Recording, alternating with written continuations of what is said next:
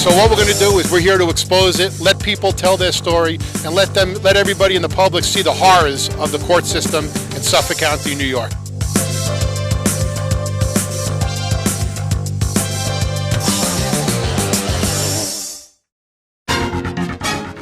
Long Island Backstory. Long Island's news alternative to the Newsday Cablevision news monopoly. With Chief Correspondent Gary Jacobs. Hi, I'm Gary Jacobs, and welcome to another edition of Long Island Backstory. We're filming at Cablevision Studios here in Hauppauge, New York. This next story may actually change your life. It'll change the way you feel about the judicial system, about the death penalty. I know when I first heard this story and met my next guest, I know it changed my life.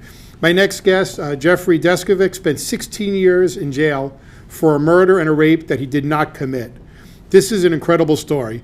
What's equally incredible is what Jeffrey is doing now, trying to make sure that he changes the system, that this doesn't happen to anybody else, and God forbid if this does happen to people, which he's going to tell us that it happens to possibly over 10% of the people in jail are in there for crimes that he doesn't commit. And he's dedicated his life since he's been out of prison to try to exonerate people who are in jail unlawfully. Jeffrey Deskovic, welcome to the program. Thanks for having me. Now, you've been out for a couple of years now, so you sort of honed the story because I know you've used public speak a lot and you tell the story a lot. So I'm going to sort of let you take over because you really know, all the detail and how to get it all in. But tell us, when did the story start?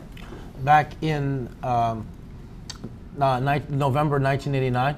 Okay. Which is when the victim, who was a high school classmate of mine, her body was found murdered and raped in a park in Peekskill, New York, which is Westchester County, not too far from here. Okay. Did you know this girl?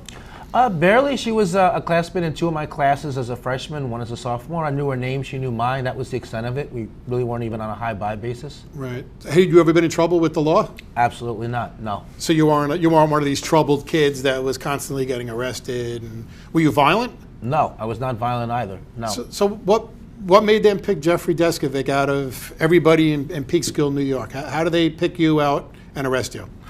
Well, the police story is that some of the kids in the high school that they interviewed told the police that they might want to speak to me because I was quiet and to myself, so I didn't really fit in. I mean, I kind of lived a double life as a kid. I mean, after school in the apartment complex where I grew up, I was like the life of the party, but in school it was a different set of kids, so I was really quiet, withdrawn to myself. So that being strange is what the police said initially attracted them to me. Okay. The other factor which they said attracted them to me, they said I was overly upset at the victim having been murdered, which it did emotionally affect me. That was really my first brush with death. But then again, this really emotionally affected everybody in the city of Peekskill. There hadn't been a murder there for like 20 years, so even the city even offered free mental health services to anybody who wanted them. I would imagine you would be scared too, because there's a murderer. Of course, yeah. Well, yeah. That's another important point. There was a lot of public pressure on the police. I mean, the city of Peekskill literally came to a stop. I mean, parents were coming to the high school, picking their kids up from school, bringing them directly home. I mean, there was town hall meetings. What are the safety tips? How's the police investigation going? So, having honed in on me for about 6 weeks, the cops played this cat and mouse game with me. Half the time they would talk to me as if I was a suspect. The other half the time they would talk to me as if they needed my help to solve the crime. So they would say things like, kids won't talk freely around us, they will around you. Let us know if you hear any rumors. Stop in from time to time. They'd ask me opinion questions and congratulate me on my opinion. They made me feel important. As a youth, my fantasy career was to be a police officer. So this unexpected early opportunity to do quasi-police work kind of fed into my believing this fiction. And the other factor was that I came from a single-parent household, so my father was really never involved in my life. So this officer who was pretending to be my friend, I began to look up to him. Like a role model, I began to look up to him, yes. And you may have also fit that model of somebody who would do something like this, not having a father in the household. Yeah, there was a profile that the Peekskill police got from a psychological profile from the NYPD, and I happened to fit this psychological profile. So eventually the cops got me to agree to take a polygraph test. Look, there's some new information we want to share with you. We want you to take and pass a polygraph test first. So a help us to help you to help us type of pretzel logic. Did you have a lawyer, Jeff? No, I did not have a lawyer. So the next day on the school day, I went to the police station and they drove me out of Peekskill, out of Westchester County, to the city of Brewster, which is in Putnam County. Most people, to your point, in New York, if you're 16 years old, you're considered to be an adult for purposes of being able to waive your rights and speak to the police without a lawyer and without parents. Okay. So there were 3 officers there who I knew were police officers. Then there was the polygraphist, who was the Putnam County Sheriff's investigator. He was pretending not to be a cop. Okay. So they didn't give me anything to eat. The entire time I was there, they put me in a small room and attached me to the polygraph. You weren't machine. arrested at this point. I was not They were still arrested. just questioning you. They were still just. So they don't questioning read you me. rights, or do they read you rights, or no? They read me rights in the car, but I never understood why they were 16. reading them. I wouldn't even think you would. Yeah, every time they would get to the part where it said if you can't, that if there's anything you can say, you will say can and will be used against you in a court of law. I would always think to myself, court? What court? What are you talking about? We're not going to court. Right, and you're 16. I mean, let's keep in mind, Yes. and we'll show the picture on the screen. You know, you're 16 years old. Yes. You know, I mean, we're looking at a grown man now. So, but a 16-year-old, and to your own admission, you were a little bit awkward and shy Yes. to yourself. Okay. Absolutely. So I'm in a small room, and after giving me all these cups of coffee, the purpose of which was to get me nervous. Really? Sure. Then A 16-year-old. Who even gives a 16-year-old? a cup of coffee. What do you think Yeah. of that? Well, as soon as this guy became a virtual coffee dispenser. You know, as soon as I finish a cup and put Wow. it down, he's got the thing in hand, half poured up. You want another one? And he That's kept not that normal, up. unless they're doing it for a reason. Well, that's my Why point. not give you water? This is my point, Gary. It was to get me nervous. See, the premise of the polygraph is that when you tell a lie, you'll become nervous, and the nervousness will result in an increased pulse rate. It's the pulse rate that's measured by the machine. Wow. But other factors which will lead to an increased pulse rate are fear and caffeine. So Right. the caffeine Wow. was part of the setup. Especially if you're not used to drinking that much coffee. Right, and which I clearly was not Right. at that age. So after finishing up his coffee routine, the polygraphist, he launches into this third-degree interrogation. So he invades my personal space. He raises his voice at me. He keeps asking me the same questions over and over again. And he keeps this up for 6.5 to 7 hours. Wow. Each hour goes by, I'm getting more and more frightened. Towards the end, he said, "What do you mean you didn't do it? You just told me through the polygraph test result that you did. We just want you to verbally confirm it." So that really shoots my fear through the roof.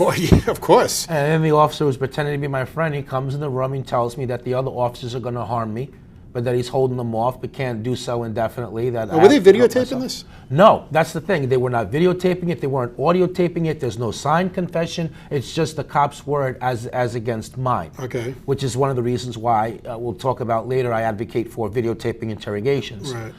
So he basically threatens. He tells me that he's been holding these other officers off from harming me, but that he can't do that anymore. Then he tells me that if You must have been petrified. I was petrified. I mean, the way they were conducting themselves. I mean, these are grown men. I'm 16 years old. Again, you can see the picture up on the screen, weighing about 150 pounds. I'm really frightened. I'm in fear of my life. I mean, I'm really painfully aware. I don't know where I'm at. I know that nobody else knows where I'm at. And then he throws me this false life preserver by telling me, look, just tell them what they want to hear. They'll stop what they're doing. You're not going to be arrested. Being young, naive, frightened, in fear, as I've described, totally overwhelmed psychologically and emotionally, I made up a story based on information which they had given me in the They course fed of you through interrogation. right. And by their own testimony, by the end, I was on the floor in a fetal position, crying uncontrollably. And I was, in fact, arrested for a murder and rape. Ultimately, I was wrongfully convicted of that crime. So you were convicted and you go to trial. I went to trial. I went to trial. And did you And for a I was- lawyer I had a public defender who really, he didn't defend me, basically. You know, I had an alibi. He never presented it. Wow. He didn't allow me to take the stand. He didn't cross-examine the medical examiner. He never explained to the jury the significance of the DNA not matching me. So there was semen. So go found- about the DNA, because there was DNA Yes. in your case. There was. Semen was found in the victim, which... Because the girl was did not raped match me. and murdered. Yeah, exactly right. Okay, and there was DNA. Yes, and that didn't match me. How did they explain this? Sure, the prosecutor got the medical examiner to He must have commit been fraud. disappointed. Yeah, he was, but he was an evil genius, though, because what he did was he got the medical examiner to commit fraud and claim that he found medical evidence to show that this victim had been sexually active. Meanwhile, she had been living a really sheltered life. Right. So he fabricates these findings, which opens up the door for the prosecutor to argue, well, the semen could have come from consensual sex. So it With didn't somebody matter. else, With somebody so it's- else. So it didn't matter. It doesn't matter that the DNA didn't come from And you would think they would know if she was forcibly raped or not, or if it was consensual. I would think a medical examiner Right. could know, and even still, they could find. Did your lawyer try to find out, or did anybody Well, that's try the to whole find out who point. the person was who had consensual sex? the Because that would explain it. the prosecutor named another youth by name that he claimed that had this encounter with the victim, but he never proved that. He never produced him as a witness. He didn't do DNA testing. No, nothing. He just made unsupported arguments. Because he knew it probably wouldn't match. Right, and this is where my lawyer failed me, because he was supposed to discredit that medical examiner through cross-examination, except he never asked him a single question. Wow. And then he wasn't able to insist on DNA testing because of a conflict of interest, in that this other youth the prosecutor was falsely claiming had this encounter with the victim was represented by another member of Legal Aid Society, and in fact the lawyer was supposed to be supervising him on my case. Wow. So add it all up, I was wrongfully convicted. So do you feel like that your attorney was sort of in on this whole plot, that he was representing you, but he was in on this whole conspiracy because of the pressure? And maybe in their own mind, do you think that they believed that you were the murderer and they just wanted to build this story around it? Or do you think that they didn't believe? Because if you weren't the murderer and they convicted you, there's going to be a murderer out there. So do you think they really believed that it was you and just wanted to make sure that they convicted you? What do you think? No, I don't. Looking back. Yeah, looking back, I don't believe it was a good faith error, because the bottom of that argument drops out when you think about when the DNA didn't match me. They were supposed to stop the case right there. They know the very questionable circumstances under which they obtained this so-called confession. And then after the DNA didn't match me, the police went back out into the field. They interviewed 19 witnesses who knew the victim in different capacities, and they all told the police that there was no boyfriend, there was no consensual sex. The police never documented those interviews, and therefore never turned it over to my attorneys. Right, exactly. And in terms of my public defender, to come back to that, he had a solid reputation as being the best trial lawyer in legal aid. He's probably never done murder, though, had he? Well, I don't know what his exact record is, but he's supposed to be and they're all shocked at his performance. So it kind of suggests that he threw the case. Right. Wow, that's crazy. So I just want to go back to the fact that this sort of like a conspiracy to convict somebody. So they really had pressure, you believe, to convict you. They knew it wasn't you, but they just wanted to get somebody. Right. This was a perfect storm here. So you got the cops who coerced the confession with the polygraphers who helped them. There's a prosecutor with his misconduct. There's a fraud on a medical examiner. Right. Then you have my public defender. And then meanwhile, the judge really didn't want to go against the grain either. He really wasn't acting as a neutral judge. And the reason why I say that is because at the sentencing hearing, where I begged him to overturn the verdict and I referenced the DNA, he actually told me on the record, maybe you are innocent. Wow. Conceding there's a doubt. Right. He could have overturned the conviction. He could have cited any one of his questionable rulings. But then also the other thing too is that when we hadn't decided if we were going to have a bench trial, which is decided by a judge or a jury, he came to my lawyer. My lawyer told me that he came to him and told him, "Look, pick a jury. I don't want to be responsible for finding you not guilty." Wow. So there was pressure. He knew there was pressure. Sure. But I think don't you think the judge can sway the jury, though? Absolutely. With their rulings, they can certainly sway the jury. And even by their attitude. Even their attitude and demeanor. Right. Yeah, so no, I don't consider really that I had a fair trial. Ultimately, I lost all 7 of my appeals. Well, let's just go. So now you get convicted, and we'll show the picture on the screen. Again, just to show that this is a 16-year-old. And does that look like the picture of somebody who's capable of performing and a obviously, murder and rape? Since now we're looking back that you didn't do it, there was never any physical evidence that you did it. So you were convicted of a murder without one stitch of physical evidence. Correct. Everything was circumstantial. Everything was just this coerced false confession. So basically, under really questionable circumstances. So you think everybody just went with the fact that who would confess to a crime they didn't commit? Yes. And not knowing all this other stuff that they told you, you would think, you could say, all right, well, maybe the jury, you could see why they would believe that, and everybody's believing that you did it. Yeah, except with the caveat though. Again, I mean, look at the red flags. You're talking about a 16-year-old driven out of county. Right, and then come on, a 6.5 to 7 hour. Yes, this came up to the jury knew about this. Yes, a 6.5 to 7 hour interrogation, I mean, that by itself is really outside of the norms of polygraphs. You're not supposed to, absolute max from the expert literature, you were supposed to have someone on attached to a polygraph machine would be 3 hours. Wow, so here they make more than double. Yes. And then a 16-year-old, the coffee, and the threatening. And then there's the DNA, right, which doesn't match me. Right. And I'll tell you this one other thing. The jury has a hand in this too, morally. In terms of how I see it, because when I was exonerated, we'll get to that later. But one of the jurors contacted my civil rights lawyer and told my lawyer, we saw Jeff has been released, he's been exonerated, he's pursuing this lawsuit now. We're really glad he's free. I'm really glad he's free. Why would you be glad he's free if it's a murder? Because I never thought he was guilty.